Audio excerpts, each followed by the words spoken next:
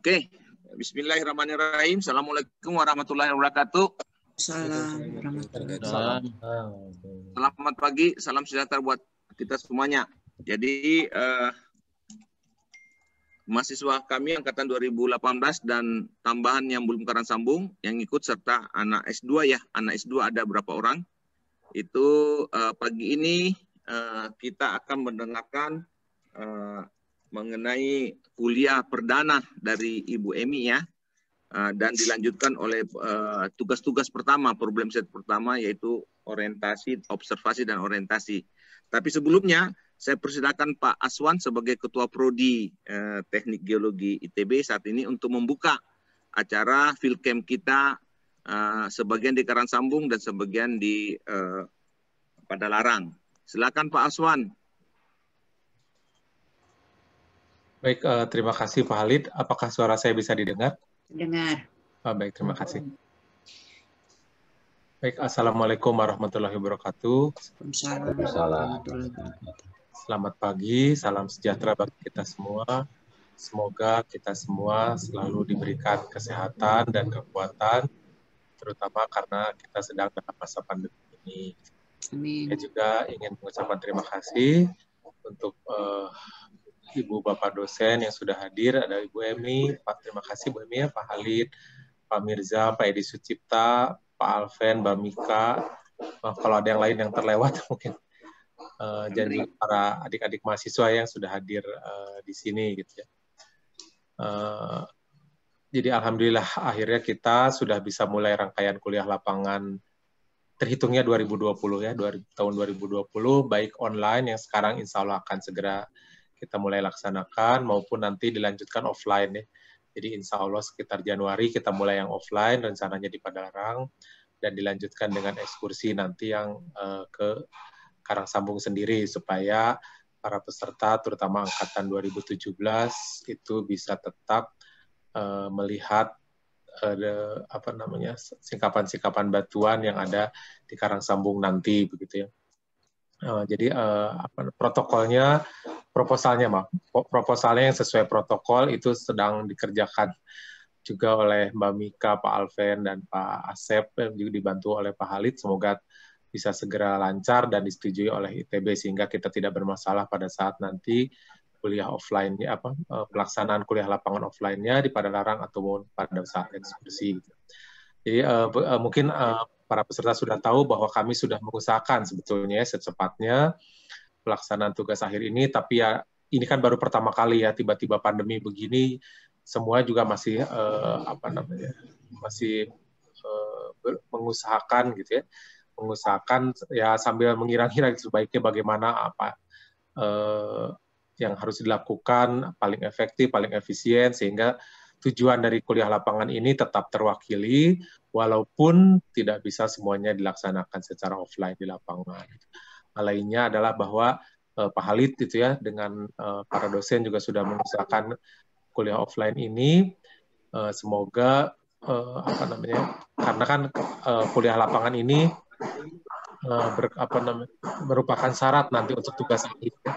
Jadi sesuai dengan kesepakatan prodi, Anda sudah bisa mendaftar pada awal Januari 2021 nanti, karena hitungannya itu adalah 3 bulan setelah daftar resmi itu Anda baru bisa kolokium. Jadi mendaftarkan saja, yang mudah-mudahan kuliah lapangan berjalan lancar, nilainya bisa segera keluar, dan Anda bisa segera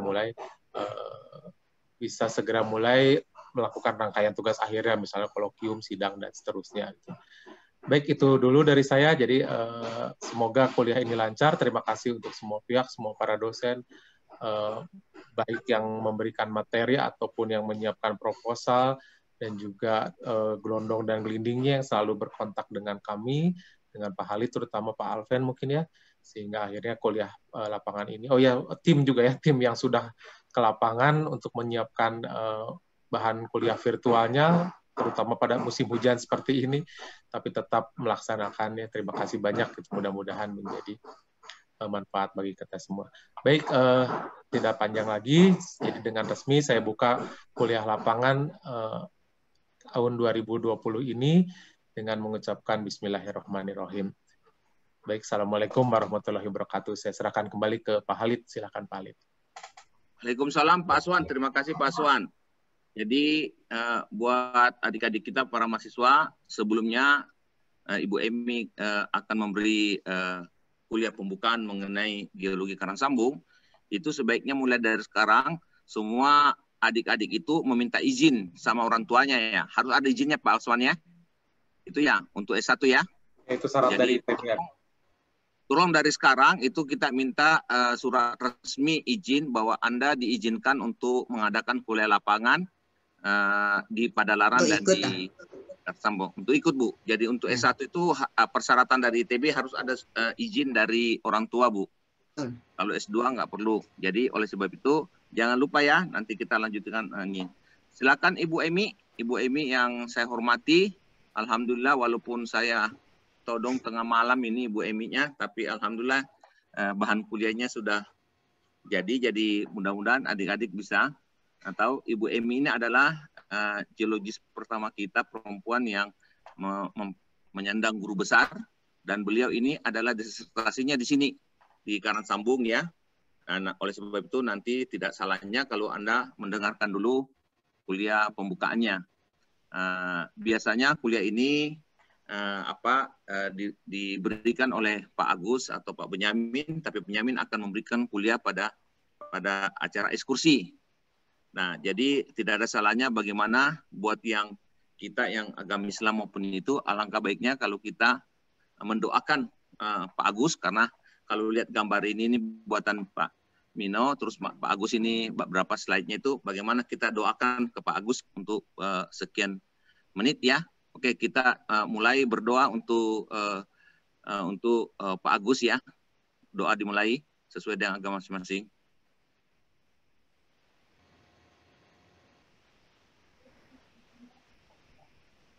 Selesai. Terima kasih.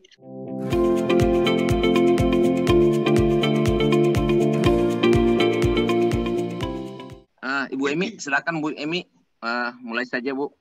Baik. Terima kasih Pak Khalid, terima kasih Pak Aswan, dan selamat pagi semua teman-teman dosen di Geologi ITB, dan selamat pagi anak-anak saya yang ini tadi berapa angkatan 2017 atau 2018? 2017 Bu. 2017, dan juga mungkin ada peserta dari mahasiswa S2. Baik, mudah-mudahan masih ingat saya Emi Suparka yang sudah pensiun 2-3 tahun yang lalu. Ya, tadi malam diminta dengan sangat paksa oleh Pak Khalid, maka saya bongkar file saya, dan tentunya sebagian besar memang juga dari almarhum Pak Agus Sandoyo. Jadi mungkin latar belakang foto ini juga dari filenya Pak Agus. Baik, jadi kita mulai. Jadi saya pikir apa yang saya berikan ya udah saya berikan saja geologi daerah Karang Sambung secara umum. Jadi mohon maaf nanti kalau kurang lengkap, tentunya Ibu Bapak dosen lainnya bisa melengkapi. Jadi ini adalah file yang saya miliki, dan tadi ada masalah sedikit, jadi ini file lama lagi yang muncul. Baik, kita lihat tempatnya dulu nih. Jadi Karang Sambung itu letaknya 20 km ya. Jadi, dan di sini sungai yang terbesar itu adalah Luh Ulo atau Luh Ulo. Karena kalau ulo itu bahasa Jawa ular, jadi dia memang kelok-kelok seperti ular, maka disebut Luh Ulo. Jadi umumnya kita selalu gunakan Luh Ulo sebagai nama daerah yang generalnya. Ya. Tuh. Kemudian luas ya sekitar daerah Luh Ulo dan suatu hal yang penting adalah Luh Ulo atau Karang Sambung itu satu-satunya laboratorium alam. Ya, perlu dicatat nih, nature laboratory. Jadi bukan laboratorium dari apa-apa. Dan jadi itu berarti tidak tergantikan, dan we have to go there. Karena laboratoriumnya di sana. Nah, kita tidak bisa pindahkan, semua di sana. Mengapa dia demikian penting? Kenapa dipilih? Itu pertama kali batuan umur pratersia itu dijumpai di sana. Jadi waktu itu kan belum ada teori tektonik lempeng. Tektonik lempeng itu muncul pada saat saya skripsi, itu sekitar tahun 74 dengan selesainya disertasi dari almarhum Profesor Sukendar Asikin. Ya, tadinya pratersier pertama itu di sana. Dan paling lengkap dari pratersier sampai tersier ada. Maka kemudian bapak-bapak itu termasuk almarhum Profesor Sukendar, kemudian almarhum Beni Wahyu, yang semula pemetaan biasanya di sana, zaman dulu tuh kok pemetaan mahasiswa tuh sekian bulan di satu tempat. Nah ini grup mereka itu di Karangsambung. Dan mereka melihat itu. Ya, dari literatur juga itu yang tertua dan menarik. Maka terutama Profesor Sukendar itu berangan-angan ingin membuat kampus lapangan. Karena supaya dengan demikian mahasiswa waktu itu belum melihat kesukarannya ya. Pokoknya lihat stratigrafi dari pratersier sampai tersier ada di sana. Itu poinnya waktu itu. Kan zaman dulu saya juga masih teori-teori geosinkline waktu saya mahasiswa. Jadi berangan-angan itu. Dan itu terwujud tahun alhamdulillah 1964. Itu kampus lapangan geologi Karangsambung itu pertama kali wujud. Mengapa? Ide dari Profesor Sukendar almarhum dan teman-teman. Kemudian kebetulan Ketua LIPI, kalau dulu namanya NIGM, itu adalah almarhum Profesor Katile yang juga geologi. Jadi disetujui. Maka dari itu sebenarnya kalau kita bicara Karangsambung itu orang taunya ya kampus lapangan. Karena memang didirikan itu. Ya supaya Anda tahu nih. Nah, luasnya tuh kisarannya sekitar ini, 30 kali 10 km persegi. Kemudian dia merupakan bagian dari Pegunungan Serayu Selatan. Ya. Ini tadi, tersier dan tersier. Bahwa kemudian penentuan umur absolutnya itu baru terjadi setelah 10-20 tahun. Dulu itu hanya berdasarkan dijumpai, kemudian ada fosil gitu ya, yang dianalisis pada waktu diantaranya ada tulisan dari Kettner dan sebagainya. Kemudian baru umur-umur absolut dan sekarang sudah banyak beberapa umur absolut yang jumpai. Seperti tadi Pak Khalid mengatakan bahwa saya disertasinya di sini memang betul. Jadi munculnya istilah kompleks ovuloid itu hasil dari plate tektonik, hasil dari disertasi almarhum Profesor Sukendar, dan spesifik mengenai ovuloid itu yang saya lakukan pada tahun 88 ya, 1988. Jadi lengkap dengan konsep yang baru ini. Karangsambung itu lengkap. Maka dari itu sebenarnya sangat sayang kalau laboratorium alam itu kita tidak manfaatkan. Ya. Oke. Nah ini disingkapannya tentunya sekitar kali 20. Nah, dan istimewanya adalah satu dari dua daerah. Bahkan ya dikatakan tiga ya. Ya dua daerah lainnya itu di Bayah dan Bayat. Sedangkan di Karangsambung itu adalah yang terlengkap. Kalau di Bayat tidak begitu lengkap, di Bayah juga tidak. Maka yang terlengkap adalah di Karangsambung. Jadi suatu wilayah yang sangat langka. Maka dulu pada waktu awal-awal teori plate tectonics, itu Hamilton segala ke Karangsambung meninjau ke sana dengan tim USGS waktu itu. Kebetulan saya asistennya almarhum, jadi saya ngintil waktu itu. Jadi saya sempat bertemu dengan Hamilton in person. Baik, kemudian ya karena daerahnya adalah daerah melange, sangat kompleks. Akhirnya diketahui, oh ya sangat kompleks. Buat mahasiswa pemula kalau bicara kompleks melange, kalau kita bicara mengenai stratigrafinya, runutan sebagainya itu pusing pasti ya. Nah maka dari itu kenapa ekskursi dilakukan ke sana. Jadi kalau sebagai ekskursi kan pengetahuan ya, jadi Anda bisa paham dan sambil belajar.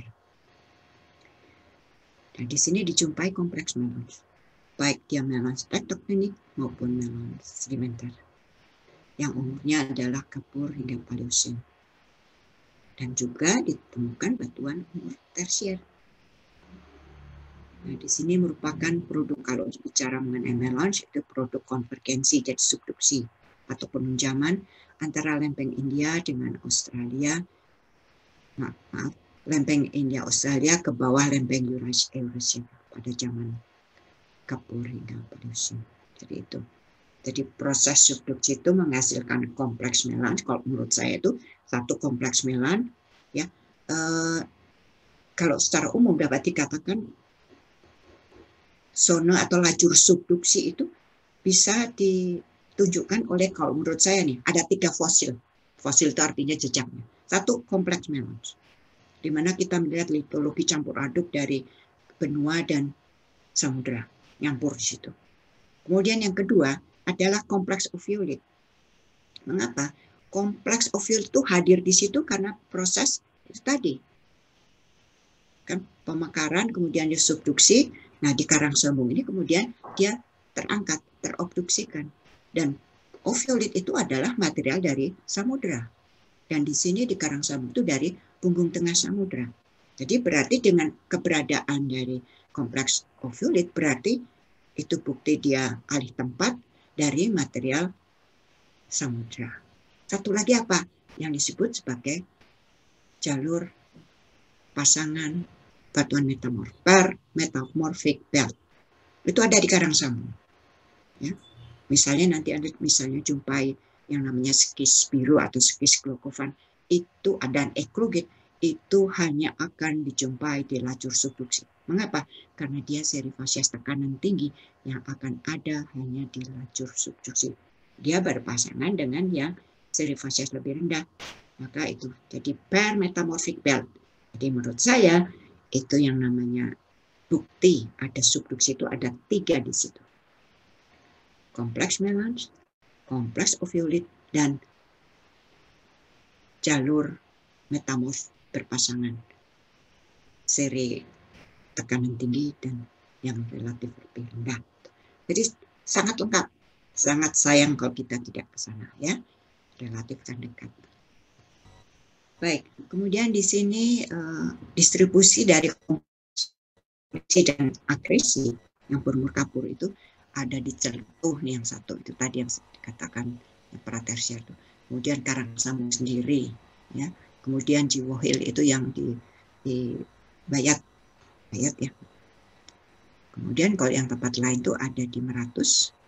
Jadi ini adalah beberapa penulis mengatakan bahwa itu ada kaitannya gitu. Beberapa lain ada lain ceritanya. Ini yang general, yang saya pentingkan ada, yang penting di situ ada kompleks ini, gitu ya. Bahwa nanti gimana mekanismenya kaitan dengan proses kemudian sebagainya berikutnya. Umur sih jelas kapur ya, tapi proses. Kemudian ada di Pulau Laut. Nah, di Pulau Laut. Nomor 6. Nih. Kemudian 5. Bantimala nomor 6. 7 di Baru. Mana ini 7? Kelihatan. Kemudian Latimojong, Pompangyo, dan Palu. Jadi ini dari Metcalf 1990 dan Makita tahun 2000. Jadi karang sambung ini di situ. Ya. Baik. Nah, kemudian kalau kita melihat dari Hamilton, maka dikatakan bahwa ini adalah lempeng Australia India menunjam di lempeng Sunda. Ya. Jadi ini hasilnya yang kita lihat salah satunya di karang sambung. Kalau kita melihat dari tampilan morfologinya, maka kita melihat karang sambung dan ini yang tersier itu di sini, dan juga Watu Randa. Jadi ini semua yang tersier. Kemudian yang pratersier itu umumnya sebarannya di utara, di antaranya adalah kompleks melange, dan kompleks oviolit itu relatif di bagian utara juga ya. Jadi kompleks melange itu utara sampai sebagian di dekat kampus itu. Kalau dikatakan selatannya ya daerah-daerah dekat Gunung Parang itu melange, sedangkan kalau kompleks oviolit itu di barat laut Tenggara dengan sebaran juga di laut barat daya di sini. Baik. Nih, jadi ini kampus, ini Watu Randa, ini Burjo, jadi diambil dari arah utara ya. Ini umumnya. Sekarang ini sudah penuh bangunan, jadi ini Jadi nyaris bantaran-bantarannya sudah tidak terlihat, sudah rumah saja. Baik, ini yang dalam skala yang lebih jelas. Ini diambil dari selatan, ya, selatan. Di Gunung Paras, kalau dulu waktu kami juga Pak Khalid juga masih tuh. Kita kalau ke Seboro, jadi di balik Gunung Paras ini, kalau Anda nanti kan naik mobil itu ke Serpentini dan sebagainya. Kalau kita dulu nih naik sini dulu nih, dari kampus naik ke Gunung Paras, turun, baru nanti jalan kaki sampai ke Seboro. Jadi ke kompleks-kompleks ini. Naik itu untuk menyingkat waktu, atau kita jalan menyusuri yang mungkin kalau katakanlah Anda tidak pandemi juga akan menikmati jalan-jalan itu. Sayang sekarang mungkin nanti virtual saja. Baik, ini adalah geologi Karang Sambung. Kita akan melihat, dan saya akan umumnya semua yang umur pratersier itu di situ, ya. Kemudian yang tersier itu ke arah selatan, yang ada mungkin nanti ada Panosogan, kemudian ada Waturanda, ya.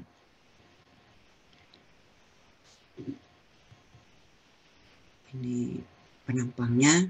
Saya tidak akan bahas detail, tapi ini adalah Waturanda, itu yang laharik deposit, ya, ada lahar.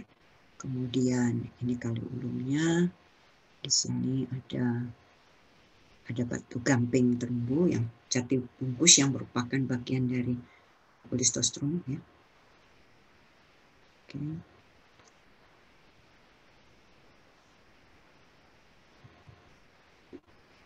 Nah, kemudian stratigrafi dari Karang Sambung itu yang dimodifikasi dari Askin dan saya ambil dari Handoyo, yang umurnya pratersier itu ini kompleks melange, ini adalah yang tektonik, ini formasi Karang Sambung itu yang Wolistostrom, ini yang sedimentary, kemudian berikutnya formasi Totogan, Waturanda, Panosogan dan sebagainya, ya, sampai ke Halang.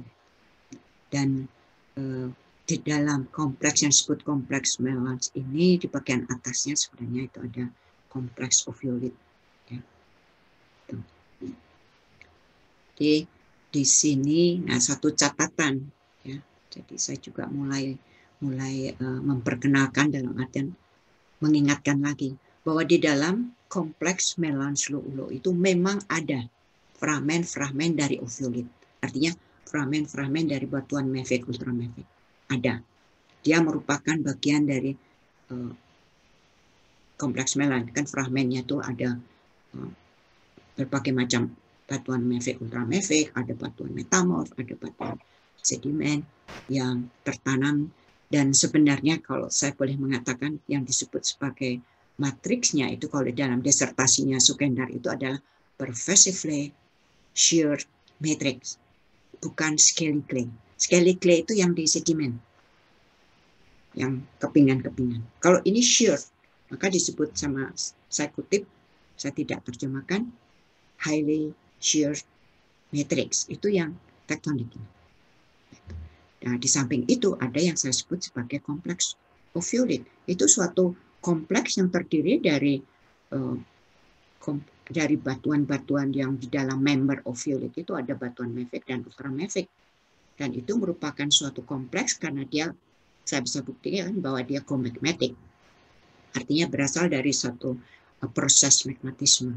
Jadi lagi-lagi di situ, kalau misalnya yang di Kali, nanti kalau misalnya ditunjukkan di Kali Mandala, itu adalah bagian dari kompleks melange. Tapi kalau saya tidak tahu apakah dimunculkan, kalau yang di utara, di Medana ya bukan Mandala, Medana, kemudian Lokidang, Parakan Subah, itu adalah bagian dari kompleks oviolit. Gitu, ya. Jadi ada dua macam nih. Jadi kalau Anda bekerjanya di kompleks melange, ya yang Anda jumpai itu adalah merupakan fragmen-fragmen, budin-budinnya itu, yang merupakan blocks dari kompleks melange. Kemudian nanti ada formasi Totogan, Karang Sambung, Waturanda, dan Panosogan. Ini tentunya nanti akan dibahas pada kegiatan lanjut, ya. Oke. Nah, di sini pada waktu itu saya mengutip jadi berdasarkan prisma agresinya Garrick dan Moore tahun 76, itu saya mencoba menerapkan di karang sambung. Jadi di karang sambung itu dapat dikatakan ada dua ini, jadi kompleks Melange-Lou. Kemudian ada Olistostrom itu adalah yang formasi karang sambung. Gitu. Nah, di dalam kompleks Melange ini bagian atasnya itu ada yang saya katakan sebagai kompleks oviolit. Jadi di sini kompleks Olistostrom karang sambung dan totogan, kemudian baru formasi. Jadi ibaratnya tektonik waktu menghasilkan ini, kemudian berikutnya dengan tektonik yang relatifnya berkurang kekuatannya itu ini sedimentary yang Olistostrom itu. Nah, baru terjadi normal sedimentation itu pada formasi totogan dan ke atas. Itu ini saya interpretasi saya. Baik. Ini jadi kita coba melihat kompleks Melange-Lou. Jadi lagi-lagi ini kalau kita melihat pada saya kutip dari Harsolo-Maxo, kita melihat kompleks Melange itu, kemudian ini sotus, jadi bentuknya itu kasar gitu, tajam-tajam.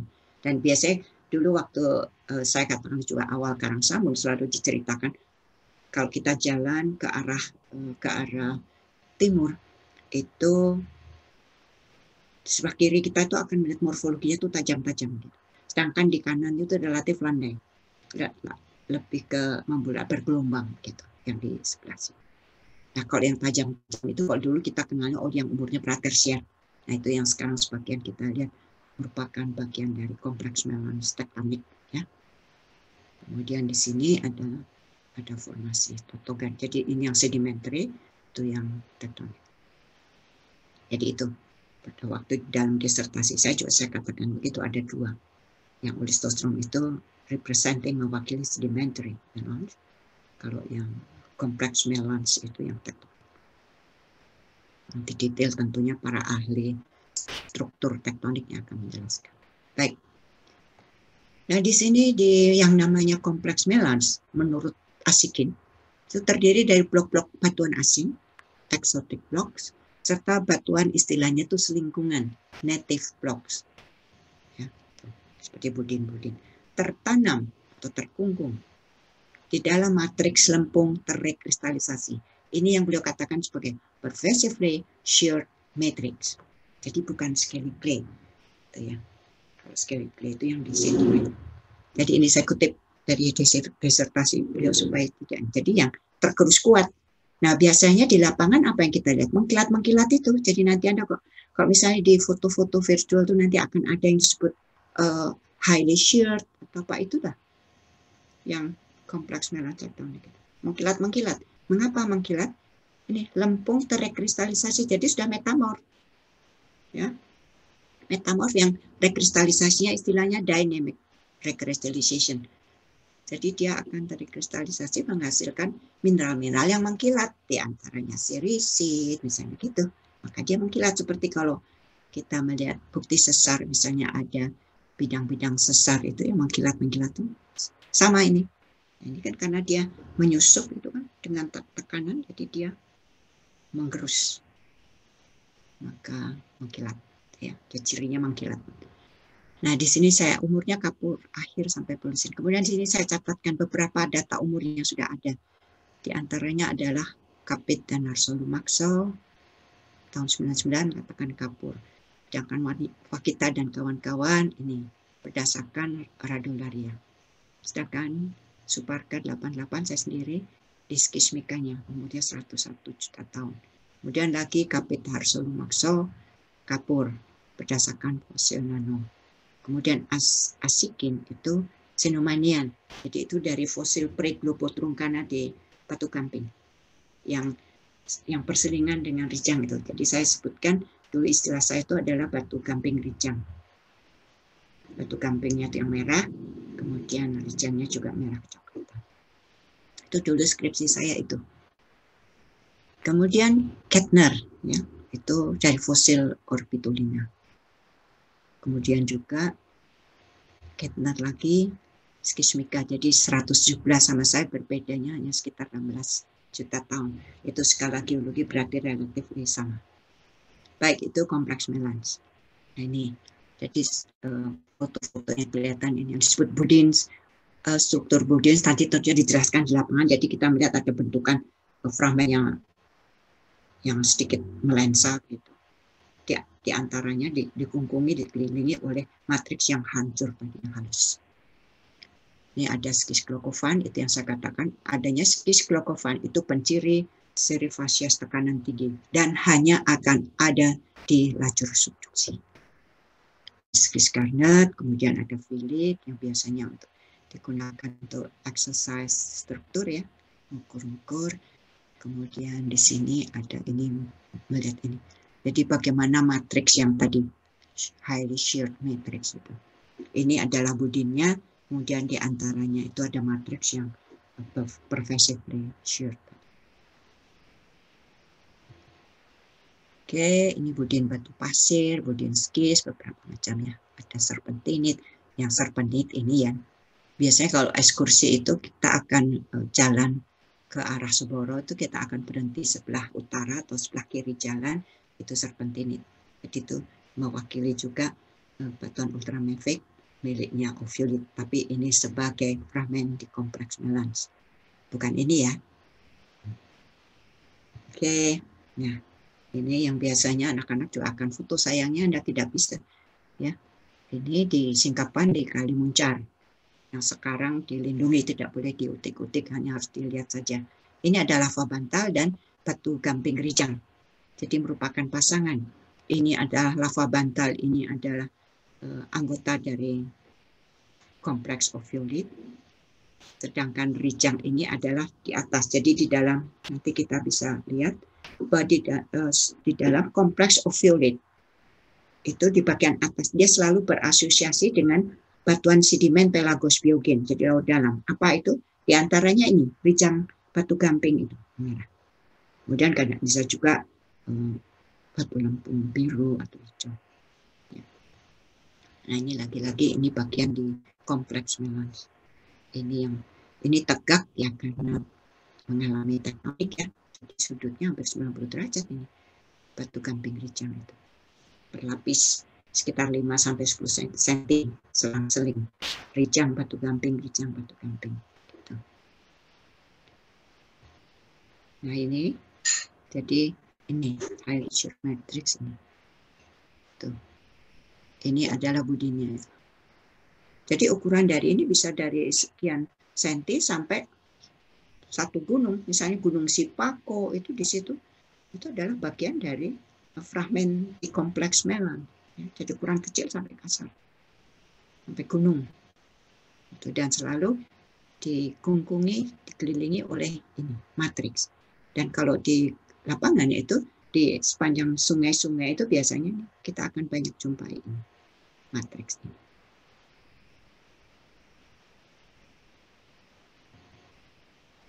Ini juga sama disebutkan dari Philip, ya, contoh yang mewakili batuan metamorf. Nah ini eklokit. Eklokit itu adalah batuan metamorf derajat yang tinggi dan dia miliknya seri fasies tekanan tinggi. Cirinya apa?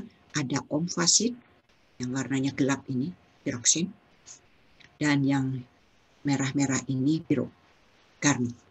Jadi batuan ini didominasi oleh garnet dan omfasit. Fasies metamorf tekanan tinggi, derajat tertinggi, eklokit. Kalau dia misalnya seri fasiesnya medium, itu adalah granulit. Fasies granulit itu tertinggi. Nah bedanya di situ ada piroksin, glino, dan ada orto. Kalau ini umumnya adalah orto, piroksin, omfasit itu. Sekarang saya tadi katakan di bagian atasnya itu ada kompleks Ophiolite Karangsambung Utara. Itu. Apa? Ini. Jadi kalau Ophiolite itu ini batuan mafic, ultramafic atau batuan basah ultrabasah. Kalau kita mengatakan basah ultrabasah berarti dasarnya adalah kandungan silika ya. Jadi lebih kecil dari 45 derajat. 45% itu mafic, ultramafic. Apa saja dari bawah ke atas ini pseudo stratigraphy. Jadi pseudo ya. Jadi bukan seperti sedimen. Terbawah itu adalah batuan-batuan ultramafic ini. Peridotit, Harzburgit, lersolid, wellerlit, dan sebagainya. Kemudian di atasnya itu ada kelompok gabbro. Gabbronya 2 macam, yang kumulat atau berlapis, dan di atasnya yang ophitic. Ya, jadi ada 2 macam gabbro sebenarnya dari tekstur dan ini. Jadi ini masih influence dari batu, dari magmanya itu relatif masih basah. Itu masih bisa proses diferensiasinya itu gravity settling, tapi sudah semakin ke atas tidak ya, sudah agak berubah. Kemudian ada diabase, korok-korok diabas. Dan yang teratas adalah lava bantal. Struktur bantal ini hanya terbentuk pada magma yang mengalir di bawah air, subaqueous. Bentuknya nanti berbentuk bantal itu. Dan umur yang sudah saya tentukan waktu itu adalah 81 juta tahun lalu, dan diabasnya 85 juta. Dan dengan catatan bahwa diabas ini tidak sama dengan diabas yang di Gunung Parang. Yang di Gunung Parang itu umur tersier. Gitu. Mungkin lupa lagi, sekitar 2 juta tahun, atau lupa lagi. Ini diabas yang merupakan bagian dari kompleks ophiolite. Jadi mohon diingat, karena banyak. Begitu juga lava bantal. Lava bantal itu ada di selatan, yang dekat-dekat Watu Randa. Itu berbeda lagi-lagi, ya. Itu pernah diteliti oleh Matasak. Nah, di atasnya itu ini sedimen ini. Pelagos biokin apa? Ada ricang radiolaria dan ada batu gamping merah. Jadi merahnya ini indikasi lingkungan pengendapan lodang besinya. Ya, bukan karena oksidasi. Begitu juga ricangnya. Ya. Baik, jadi itu kompleks ophiolite. Ya, kalau kita melihat secara umum ini, ya, kalau kita melihat ophiolite itu biasanya paling bawah ada ultramafic, kemudian dan kadang-kadang akan ada plagiogranit. Plagiogranit itu trondhjemite, yaitu bahwa di sini cirinya apa? Unsur K2O-nya itu lebih kecil dari 1%. Kalau granit pada umumnya yang di benua itu lebih, ya, tipenya kal-alkali, afinitas magmanya. Kalau di sini tolitik. Nah, di Karang Sambung itu baru kami duga karena dijumpai granit. Jadi penelitian detail geokimia belum terlaksana. Kalau itu ada berarti lengkap di Karang Sambung itu kompleks ophiolite-nya. Ada batuan mafic, ultramafic, kemudian ada plagiogranit. Ini sudah pasti ada, kan? Sedimen itu sudah pasti ada. Nah, di sini, jadi ophiolite itu letaknya di sini. Kalau saya letakkan di peta geologi dari Asikin tahun 74, yang warnanya hijau. Dan ini waktu itu yang saya lakukan adalah saya membuat lintasan-lintasan untuk mengetahui, kemudian menyimpulkan bahwa di daerah Karang Sambung Utara itu ophiolite-nya itu komposisinya relatif lengkap. Ada ultramafic, ada mafic-nya, ya. Dan ini dilengkapi lagi, ini Bermali Utara ini dilengkapi dengan penelitian kurang lebih 2 tahun yang lalu di utara dari Karang Sambung.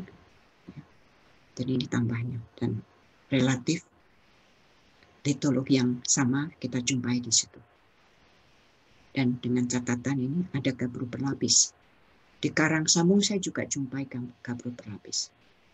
Dan beberapa juga lersolidnya itu berlapis. Jadi di situ juga dijumpai ada ultramaficnya berlapis, gabbro berlapis dijumpai. Gabbro masif itu adalah gabbro ophitic itu. Dijumpai diabas, basal, dan sebagainya. Dan semakin kalau kita melihat sebarannya di ophiolite itu dari selatan ke utara itu dari basalt, diabas, gabbro, ultramafic. Dan masing-masing anggota itu dibatasi oleh sesar. Nanti kita bisa melihat mekanisme. Dan kalau dibandingkan dengan ada ini standar dari ovulate yang tahun 72 waktu saya disertasi saya gunakan ini. Sekarang juga kurang lebih sama, hanya variasi penamaan karena variasi dari jenisnya. Nah, ini kalau low ini kita jumpai. Kumlet gabro itu yang berlapis tadi. Jadi kita jumpai semua.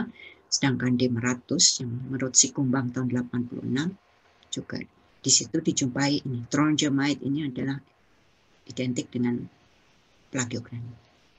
Nah, di sini yang karang sambung yang masih tanda tanya. Granitnya sudah ada tapi belum diteliti lebih lanjut. Baik.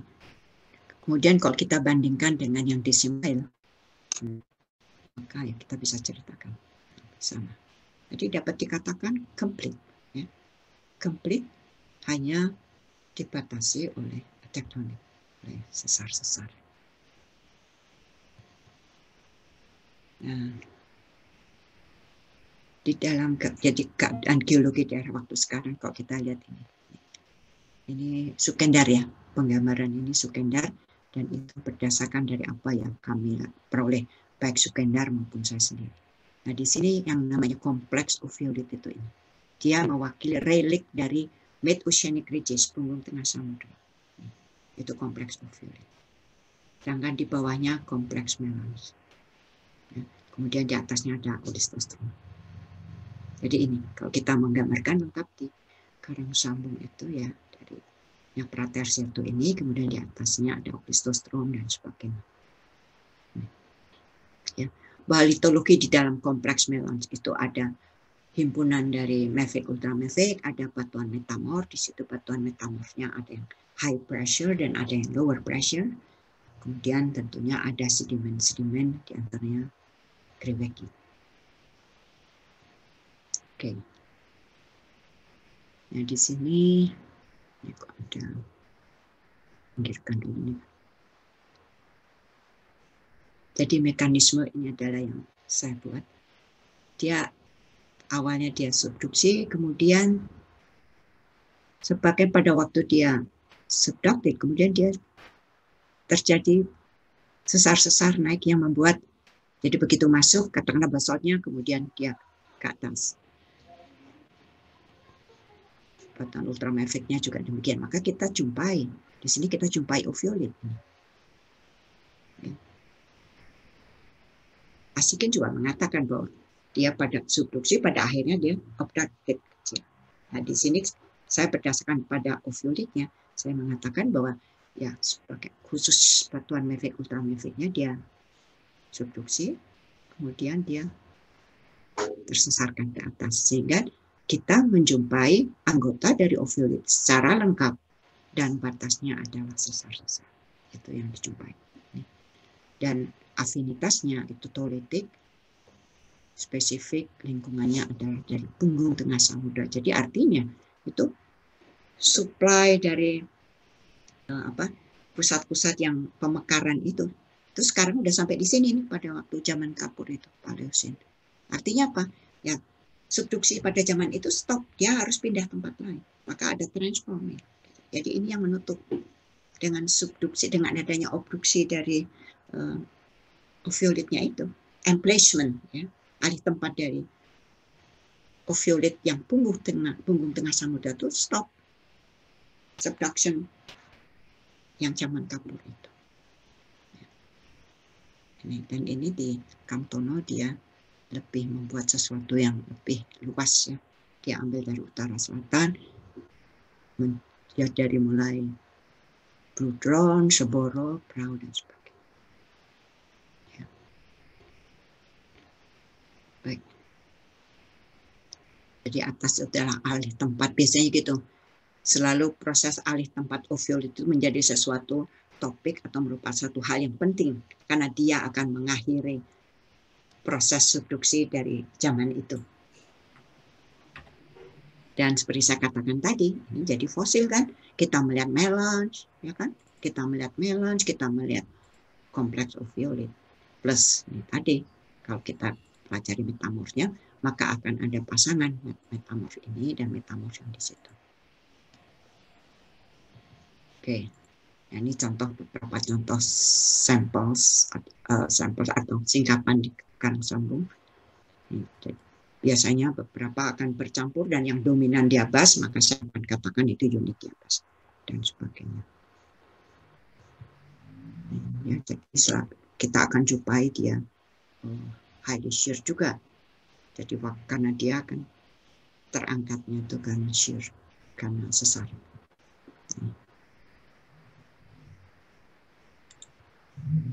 Gabro, ini yang sangat kasar.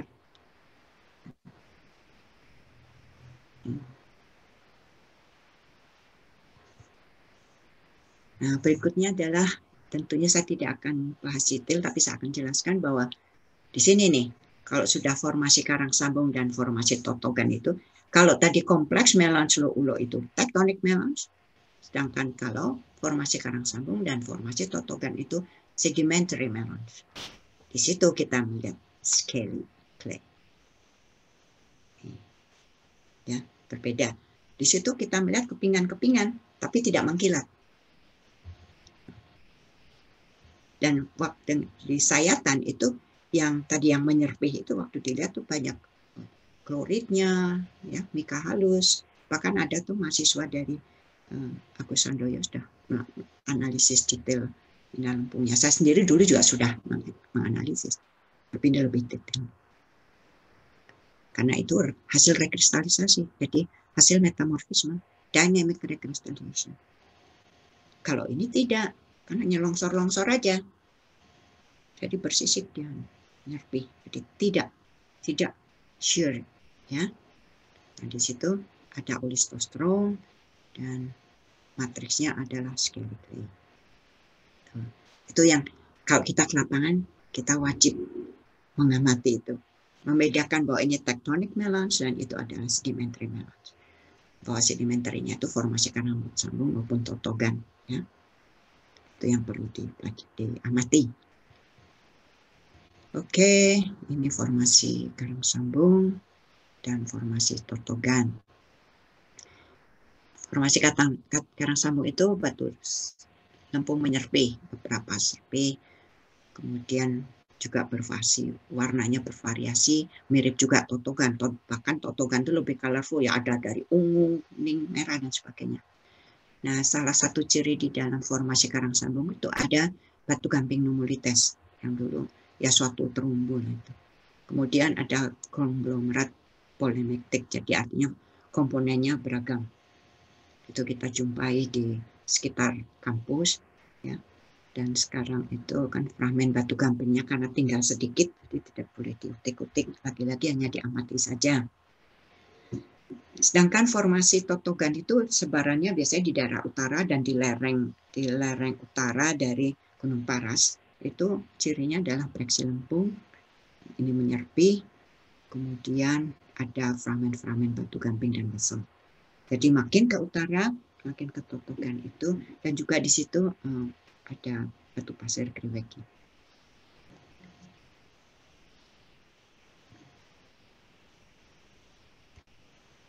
Nah, di sini ada batu gamping, ada konglomerat, ya.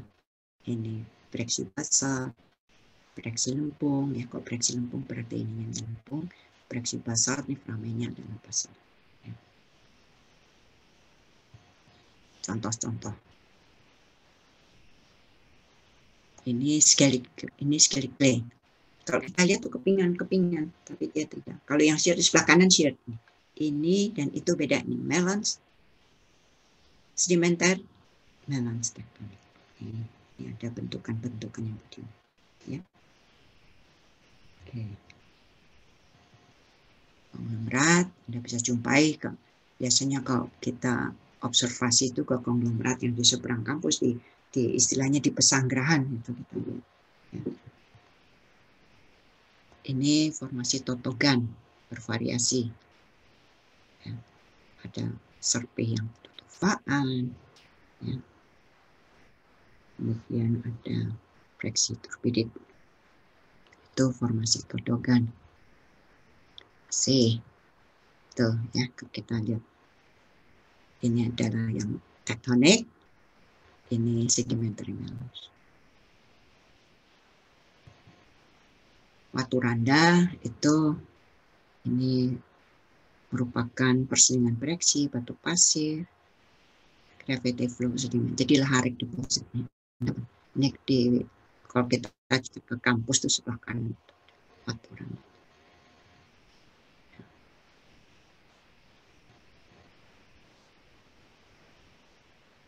Watu randa. Kemudian nih Panosogan, wah aku tidak ahlinya nih, tapi yang jelas itu banyak batu gamping, batu pasir karbonatan, ada napal, ada kalkarnit. Please noted lagi, istilah kalkarnit berarti batu gamping ya, bukan batu gamping campuran pasir, bukan. Itu klasifikasi Grabau, ada kalsilutit, kalkarnit, kalsirudit ya. Ini merupakan sekuens turbidit katanya, saya bukan ahlinya. Formasi Panosogan. Ya.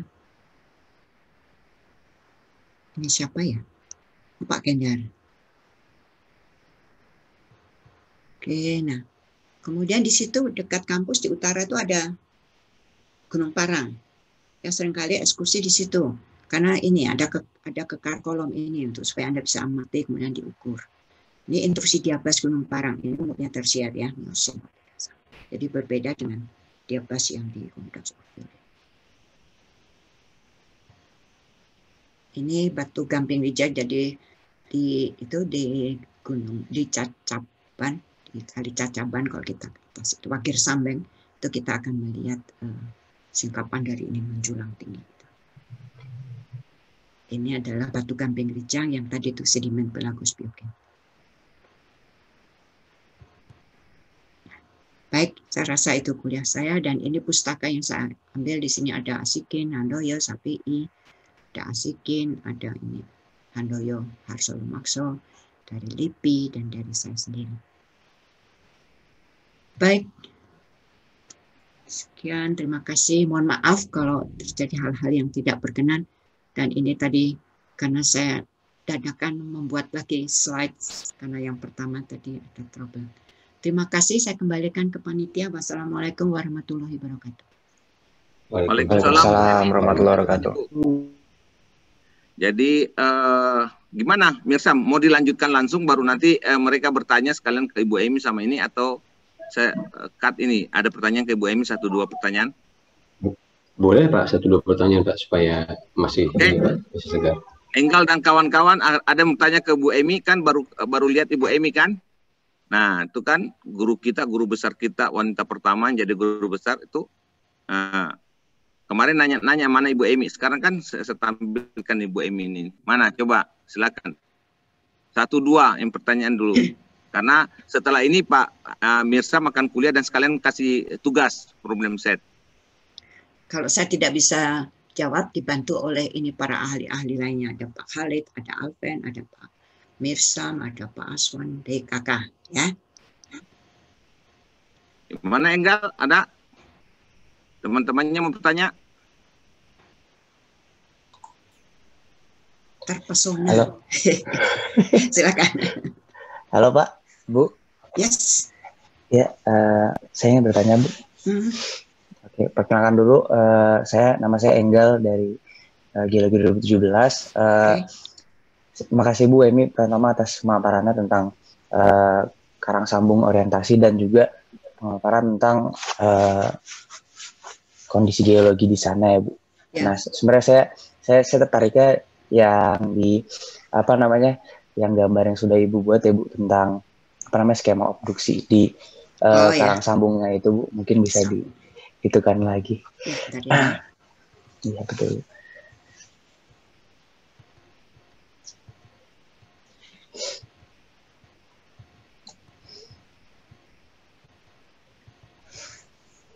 Ini? Ya betul itu Bu, yang ini Bu. Sebenarnya dari yang sudah saya pelajari juga ya Bu, mungkin karena saya belum pernah diajar sama Ibu juga ketika perkuliahan itu tentang si obduksi ini atau sesuatu yang terobduksi ini saya sebenarnya agak asing sih Bu. Jadi dulu saya diceritakannya itu kalau misalnya obduksi itu ada di dunia, mungkin ada yang emang itu di Oman gitu ya Bu. Nah sebenarnya saya juga bingung sih Bu, kayak apakah bagaimana mekanisme si obduksinya ini, apakah dan perbedaannya sama yang mungkin apakah prisma erosi di prisma akresioner itu juga bisa mengakibatkan obduksi juga gitu Bu, atau berbeda itunya Bu si mekanismenya ini. Itu ya. Baik. Saya jawab. Kalau kita bicara aggression itu different things, beda ya. Tidak ada kaitannya dengan subduction, ya. Baik, karena agresi itu di belakangnya ini nih. Kalau kita lihat gambar ini sebelah kanannya nih, prisma agresi. Gitu. Dia malah bergeraknya lebih ke kanan menjauh, lebih ke ocean, ya. Iya. Sedangkan kalau kita bicara obduksi, subduksi itu menyusup. Sederhananya ini ya. Kalau obduksi itu mencuat. Ya. Nah, bagaimana itu terjadi? Ini interpretasi saya waktu itu. Bahwa ini terjadi kan tadi di punggung tengah samudera ya. Biasanya kan kalau proses plate tektonik itu menyebar di situ tah? Ya. Betul, Bu, betul. Oke. Kemudian nyusup. Ya, kalau udah sampai pada pertemuan dengan ya, betul. Nah, pada waktu dia spreading itu kan kurang lebih 8 cm per tahun ya kalau misalnya. Awalnya tuh agak cepat, lama-lama melambat. Kan berat karena yang dibawa ininya nih. Mid oceanic ridges yang dibawa. Jadi dia melambat toh. Pada saat melambat tuh dia nggak bisa lagi nyusup, dia cuman obducted, jadi cuman mencuat dikit gitu. Itu asikin itu waktunya. Nah, itu saya detailkan dengan mempelajari oviolitnya. Ternyata mencuatnya itu nih oviolitnya ini yang saya ceritakan, yang kompleks oviolit itu. Bagaimana mekanismenya ini di sini? Jadi interpretasi waktu itu yang saya lakukan karena ternyata batas-batas, jadi ada lengkap anggotanya itu tadi dari ultramafic, ada gabbro, ada diabas gitu ya. Itu batasnya tuh masing-masing itu tektonik sesar. Jadi salah satu interpretasinya ceritanya itu gini, berarti dia nyusup terus dia ke atas mencuat. Nah, mencuatnya kenapa? Melalui sesar-sesar ini. Jadi ini sesuai dengan yang dikatakan oleh Asikin tahun 74. At the end.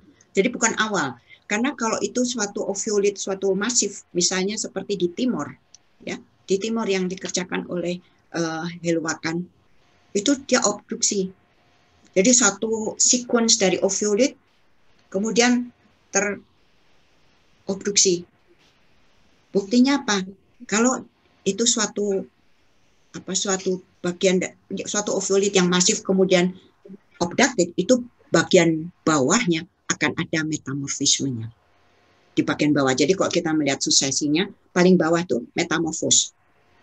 Sedangkan di sini tidak. Di sini kan umumnya sesar, gitu ceritanya. Baik, Bu. Ya. Paham? Jadi berarti karena ditemukan buktinya gitu ya Bu di karang sambungnya. Ya, betul. Ada bukti itu Skandar membuat satu interpretation dan saya bisa buktikan. Dan itu oviolitnya. Ya. Terima kasih Bu atas jawabannya. Baik. Ya, jadi enggalnya ini sudah terciatu Bu. Niatnya sudah tuh masalah itu bisa ketemu dengan Ibu jadinya dari dulu. Alhamdulillah. Ada lagi satu, kalau sudah cukup saya rasa nanti dielaborasi sama Pak Mirsam ya. Oke. Saya kira silakan Pak Mirsam. Ya. Baik, Pak. Jadi saya tutup ya. Share. Jangan dulu Bu, nanti setelah Pak Mirsam barangkali ada yang mau nanya ke Ibu. Jadi biar aja ya. Jadi nanti Mirsam itu sendiri ya, share screen. Oke. Oh ya, baik.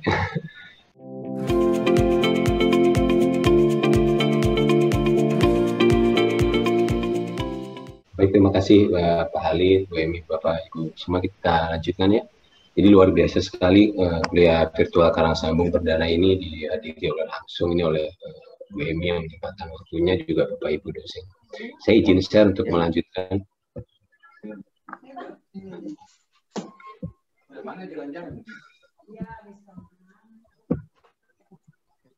Sudah bisa terlihat ya?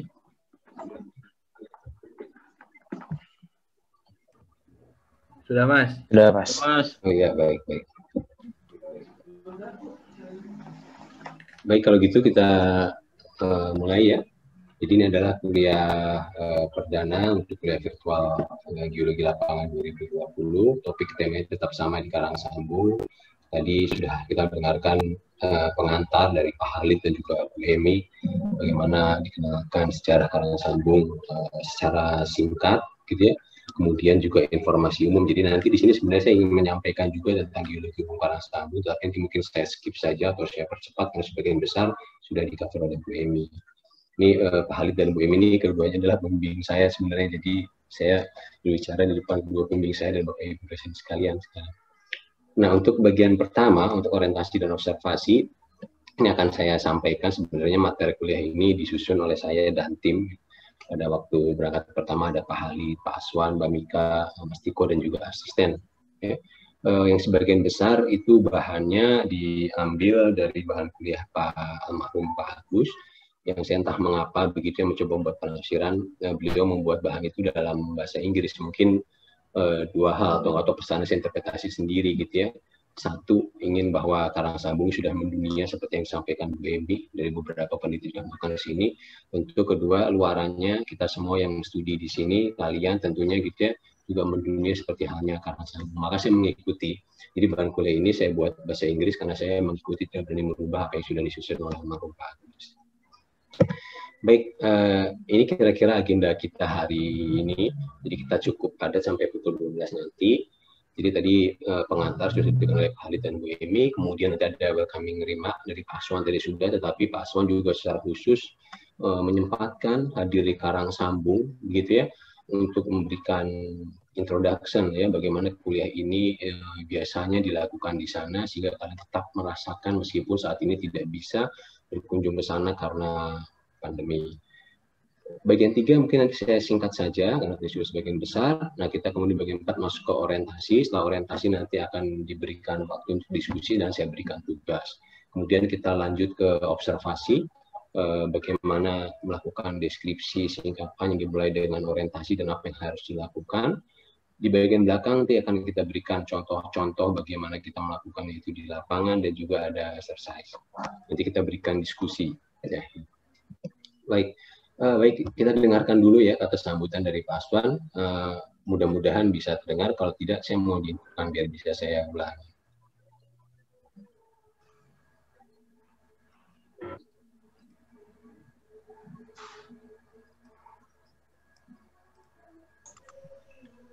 Pak, mungkin bisa di-share screen, Pak. Maaf, Pak. Di-share sound. Gimana? Audionya di-share juga, Mas. Oh, di mana tuh ya sebentar? Bentar. Pas lagi nge-share Mas Mirjam di bawah kiri. Ini kan ada share screen option-nya. Ya. Benar. Dilepas aja dulu. Di atas. Sorry.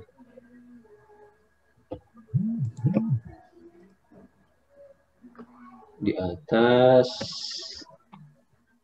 Kalau yang mudah keluar dulu aja Pak Mirzam. Keluar dulu, nanti pas share screen di awal audionya, share audio. Share audionya di kiri bawah. Ini saya stop share dulu, kemudian share screen. Screen-nya ada settingannya biasanya, Mas. Di bawah sebelah kiri ada share audio. Multiple ini ya, bukan ini multiple salah. Advanced share option. Ini bukan. Pencet aja yang hijaunya Mas Mirzam. Nanti kan ada pilihan layar tuh, mau yang mana. Dari pojok kiri bawah itu ada share audio. Siap, sudah ya. Siap. Oke, sekarang sudah terdengar mudah-mudahan ya.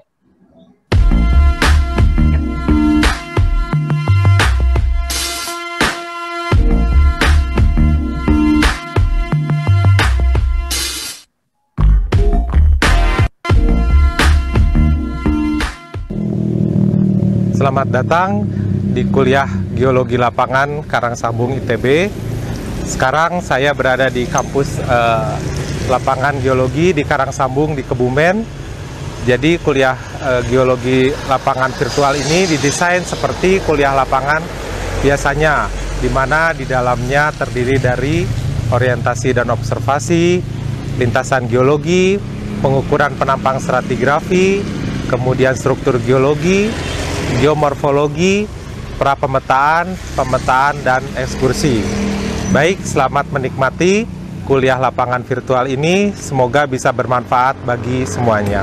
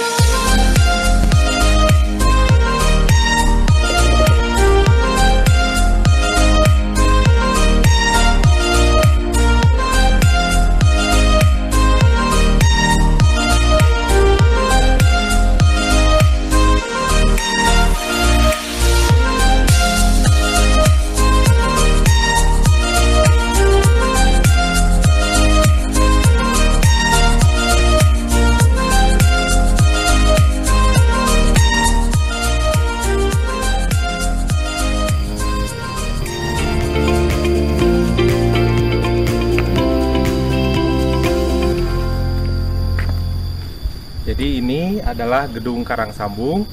Biasanya pada saat kuliah Geologi Lapangan ITB, gedung ini digunakan untuk acara perkuliahan, mengerjakan tugas-tugas dan diskusi bersama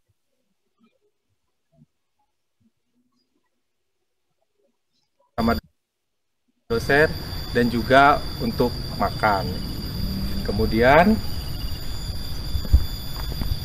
ini adalah asrama Totogan. Biasanya kalau kuliah lapangan ITB digunakan sebagai asrama tempat menginap bagi para peserta kuliah atau mahasiswa putra. Kita lanjut.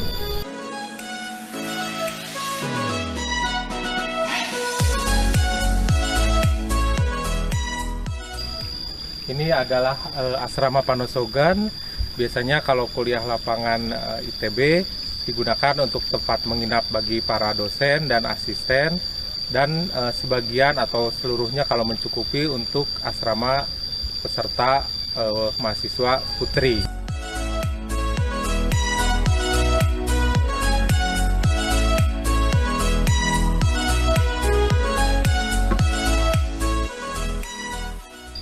Ada satu gedung lagi, yaitu asrama Baturanda. Biasanya asrama tersebut kalau sedang kuliah Geologi Lapangan ITB digunakan untuk penginapan peserta atau mahasiswa putra di sebelah sana.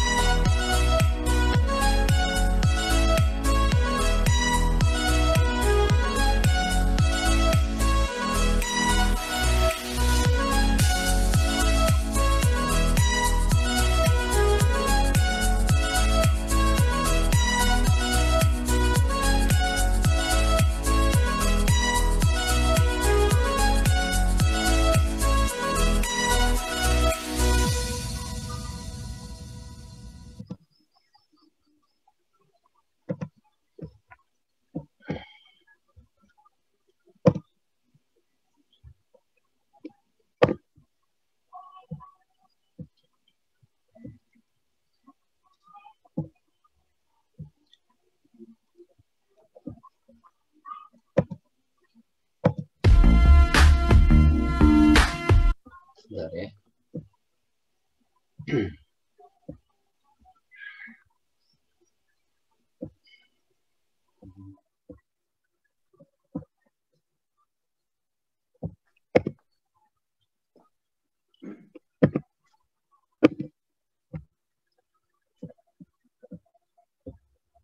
Oke, terima kasih Aswan. Ya. Baik, kita lanjutkan lagi ya.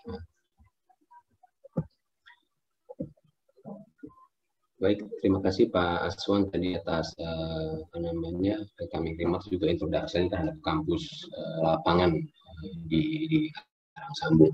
Ini sebagai informasi saja mahasiswa bahwa kampus lapangan itu kemungkinan akan diganti gitu ya, sesuatu yang baru. Mungkin ini adalah tahun terakhir kalian bisa menikmati itu karena akan dialihfungsikan. Baik, tadi setelah mendengarkan welcoming remark dari Pak Aswan, mudah-mudahan kalian merasa lebih dekat dengan Karangsambung begitu ya, meskipun kita lakukan kuliah secara virtual. Saya sampaikan kembali tentang tata waktu kuliah lapangan di masa pandemi ini. Kita mulai hari ini dan berakhir tanggal 2 Februari, sekitar 41 hari. Seperti halnya kuliah lapangan, secara khusus untuk observasi dan orientasi ini, itu akan didesain seperti halnya kuliah lapangan. Jadi nanti malam, tidak harus begitu ya, tetapi saya akan standby. Mungkin beberapa dosen akan bergabung setelah jam makan malam. Sebagai informasi saja bahwa jam makan malam itu dilakukan dari pukul 19 sampai 19.30. Nah, 19.30 itu biasanya kita sudah berkumpul di ruang kuliah. Gunakan yang sama ini, saya akan buka nanti terkait pertanyaan dan tugas yang akan kami berikan. Kalian boleh berdiskusi di sana. Ya, jadi selama 2 hari ini setiap pukul 19.30 saya batasi sampai pukul 21 paling malam, kalian saya berikan kesempatan untuk berdiskusi. Jika tidak ada pertanyaan, tidak ada masalah, tapi kalian boleh pakai itu sebagai kalian. Saya akan berikan link absen, kalian boleh absen saja kalau tidak ada pertanyaan, kemudian melakukan problem set yang kami berikan. Baik itu ya, jadi ini sebagai gambaran umum, mudah-mudahan sudah dapat bayangan semua apa yang harus dilakukan, kemudian kalian harus menyempatkan waktu, karena bagaimanapun juga ini adalah bagian dari perkuliahan, mohon bisa diatur. Baik, selanjutnya ini tentang introduction, tadi sekilas saja sudah disampaikan Bu Emi sama Pak Halis, saya tidak berpanjang lebar, posisi kampus kita ada di sini, begitu ya. Kenapa dikatakan ulo? Karena bentuknya berkelok-kelok seperti ular, demikian ya. Nah, kita lanjut. Nah, ada 3 lokasi. Jadi kenapa kita menarik ke sini? Apakah ini satu-satunya lokasi yang paling baik untuk berlatih geolog? Tidak juga. Tapi ada hanya 3 lokasi di Jawa. Kita punya di Ciletuh, kita punya di Bayetan, di Karangsambung, di mana batuan dasar itu tersingkap. Itu sebagai apa namanya? Sebagai lokasi yang membuktikan bahwa terjadi perpindahan subduction yang tadinya arahnya dari Loulo, atau ada yang mengatakan Meratus yang kemudian itu berubah menjadi Mantimala. Ini adalah fosil jejak yang ada di sini. Bu Emi sudah sampaikan secara umum dengan sangat jelas sekali, begitu ya, variasi batuan yang ada di sana, jadi saya tidak akan singgung lagi. Ini secara fisiografi berada di cekungan Banyumas, tadi Bu Emi sudah sampaikan di utara Kebumen, ya, ini singkat saja. Oke, apakah ini satu-satunya lokasi yang baik? Tidak, tetapi Karangsambung menawarkan lokasi dengan keberagaman batuan yang sangat kompleks. Dari sedimen, batuan beku, metamorf, sehingga kontak antara litologi dan litologi yang lainnya itu bisa diamati. Memudahkan untuk berlatih gitu ya, karena mempunyai variasi batuan, kemudian kedudukan perlapisan yang ideal di sekitar lembah Karangsambung ini untuk berlatih, melakukan pengukuran struktur, baik kemiringan dan lapisan, struktur penyerta yang lainnya, gitu ya. Yang kemudian orang-orang kebumian tidak hanya geologi, tapi geofisika dan tambang juga, karena dengan variasi keunikannya demikian, kemudian jadikan tempat untuk namanya melakukan kuliah lapangan di tempat yang sama. Baik, ini tadi Bu Emi sudah jelaskan. Nah, ini adalah dream kita. Sebenarnya bahwa kuliah lapangan salah satunya adalah mengaplikasikan semua ilmu yang sudah didapat selama perkuliahan, hampir 6 semester ya, 6 semester. Kemudian kita berlatih bagaimana tidak hanya membuat, tapi cara mengambil data. Jadi bukan hanya benar dan salah, tapi bagaimana peta ini disusun berdasarkan data yang kalian ambil. Tentu ada caranya mengambil data yang baik, ada standar minimumnya, sehingga peta geologi itu dikatakan layak, sehingga kemudian bisa ditarik satuan batuannya. Tidak hanya litologi, tetapi juga struktur yang ada di dalamnya, perlipatan, ada kekah, ada sesar, dan sebagainya, yang kemudian dari sana kita juga akan diminta membuat rekonstruksi penampang, bagaimana hubungan yang satu dengan lainnya, bagaimana kondisi di bawah permukaannya, dan kemudian penampang ini akan digunakan lebih lanjut oleh orang geofisika yang diterjemahkan untuk keperluan penambangan, gitu ya, misalkan di orang tambang atau eksplorasi migas untuk orang minyak. Jadi ini adalah goal kita, ini adalah tujuan kita, gitu ya. Baik, BEMI sudah sampaikan, nanti ini akan diulangi pada bagian ekskursi. Kita sudah membuat juga videonya untuk ini, artinya supaya kalian mendapatkan gambaran awal sebelum nanti kita pada waktu ekskursi ke sana. Kita akan berjalan dari Tuak Muda, kita akan berjalan dari bagian dalam Palung, kita akan berjalan menikmati bagian hubungan tengah samudra, dari itu ada pecahan oviolit, ada bagian dari kontinen, begitu ya. Ada yang dikatakan melang struktur, ada yang melang sedimenter, dikatakan olisostrom, kemudian dengan basin filling ada atasnya ada batu randa, slogan, sampai ke utara kita nanti dapat formasi halang, peniuran, dan juga endapan aluvial yang ada di dalam. Kita akan lihat masing-masing litologi ini bagaimana terbentuknya, ya. Kemudian bagaimana hubungan satu dengan lainnya itu kita akan pelajari pada waktu diskusi. Nah, untuk memulai semua itu, bagaimana membuat peta geologi penampang akhirnya bermuara nanti pada membuat kolom stratigrafi, menceritakan sejarah geologi pembentukan suatu daerah, dalam hal ini Karangsambung ataupun nanti di mana di Padalarang, gitu ya. Itu diawali suatu proses sederhana. Yang akan kita latih hari ini adalah orientasi dan observasi. Dua hal itu menjadi sangat penting sekali, karena tanpa orientasi dan observasi yang baik, Metageologi bisa terjadi, metageologi bisa dibuat, penampang juga bisa, kolom stratigrafi juga bisa, tetapi masih akan banyak pertanyaan, gitu ya, masih banyak tanda tanya apakah ini cukup dilakukan interpretasi sehingga kemudian kita bisa menerjemahkan dan melakukan penafsiran. Baik, itu sebagai pengantar singkat saja. Ini dari Ibu Emi sudah ya, ada Lolo yang kemudian ada bagian atasnya Karangsambu dan Totogan, lalu Sotrom, kemudian yang lebih muda kita punya Waturanda yang juga kita akan kunjungi hari ini, ada formasi Penusugan. Baik, ini kuliah ini biasanya diberikan ketika pertama kali datang di hari pertama sebagai kuliah pengantar yang sudah tadi pembukaannya oleh Bu Emi. Nah, maka biasanya Pak Agus menyampaikan gini ya, istirahat yang cukup gitu ya, karena kita akan bekerja keras sekali mulai besok. Jadi work hard-nya itu sama saya bold sekarang gitu ya. Jadi kata-katanya adalah kerja keras gitu. Nah, dream kita itu adalah dream kita semua bahwa Karangsambu ini bisa terlaksana dengan baik sehingga kita bisa menjadi seorang geolog, bisa membuat tata geologi penambang, itu adalah dream kita. Tapi dengan segala kondisi keterbatasan sekarang, kalian tahu sendiri ya, COVID ini mengubah segalanya. Ada yang menyebabkan tugas akhirnya jadi terhambat, gitu ya. Ada yang sudah datang ke sini ternyata belum ada kepastian. Ada yang dosennya harus pontang-panting ke sana ke sini gambar ngambil data. Itu semua adalah bagian dari kerja keras ini.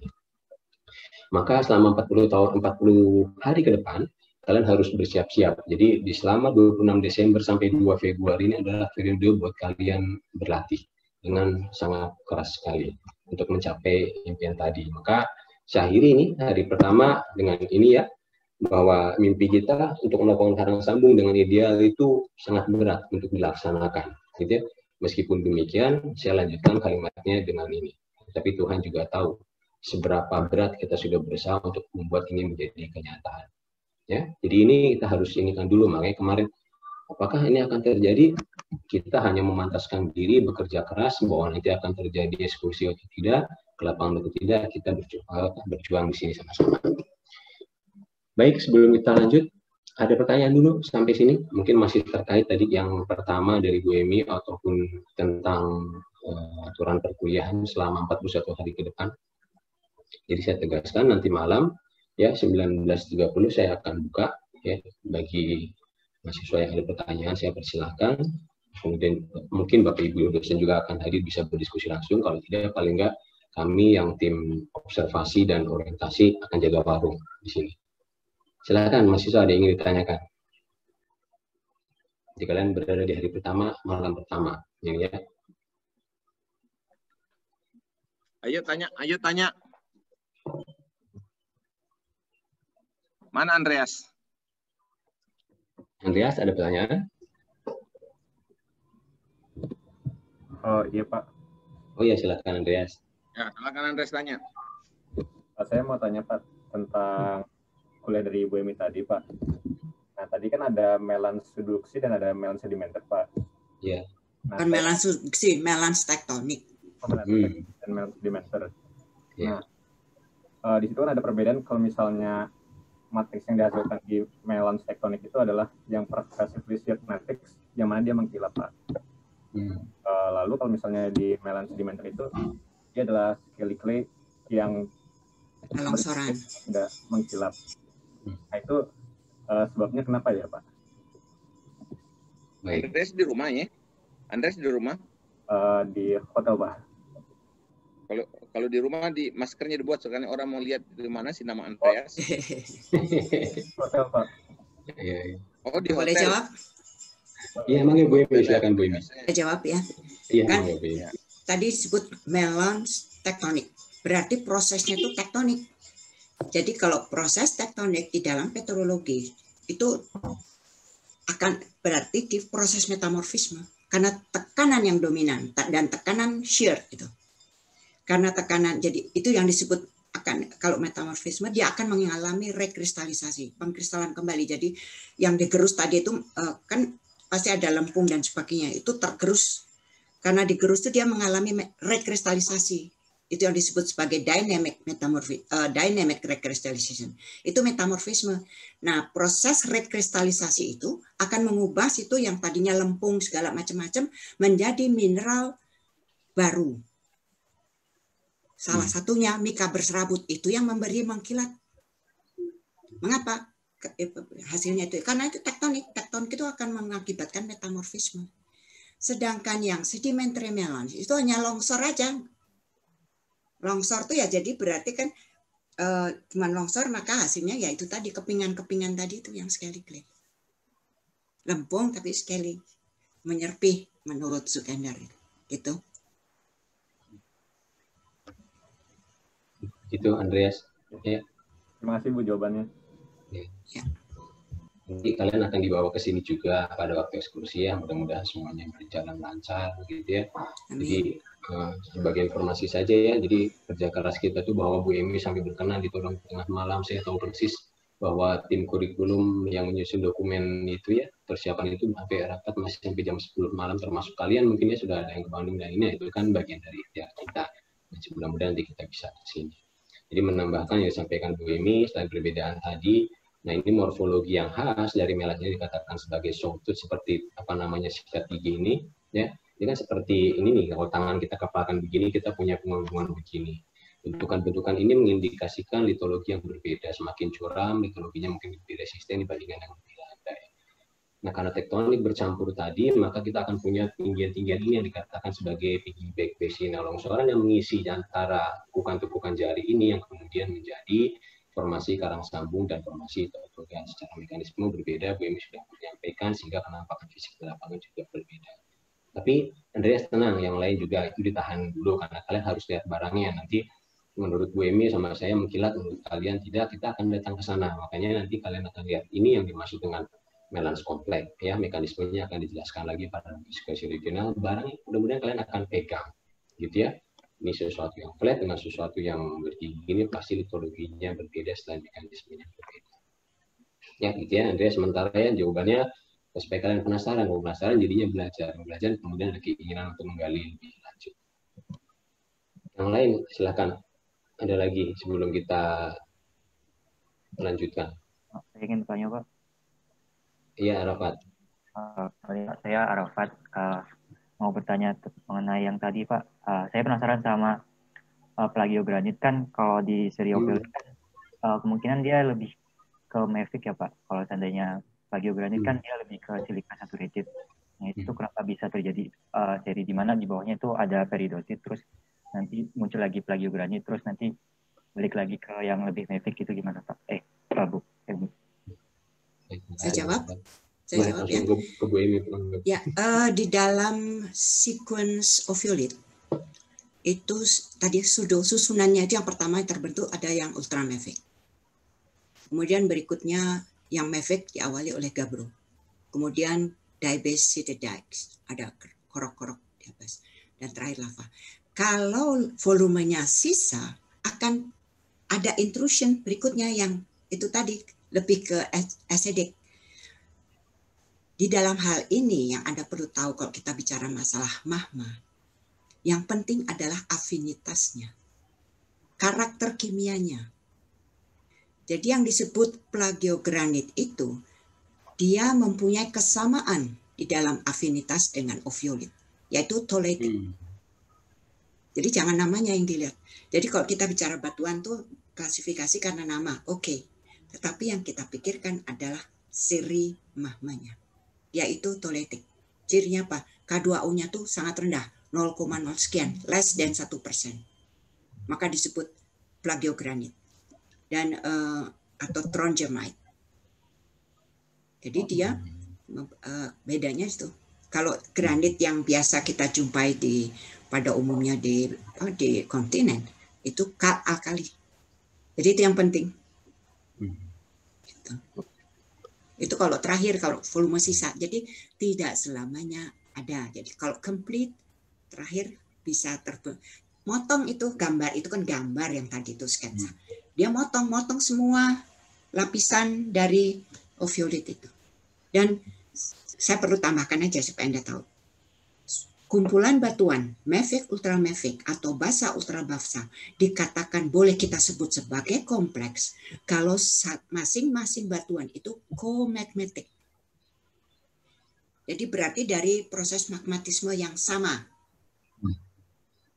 Gitu. Kalau sama kita boleh katakan oviolit. Gitu. Ya.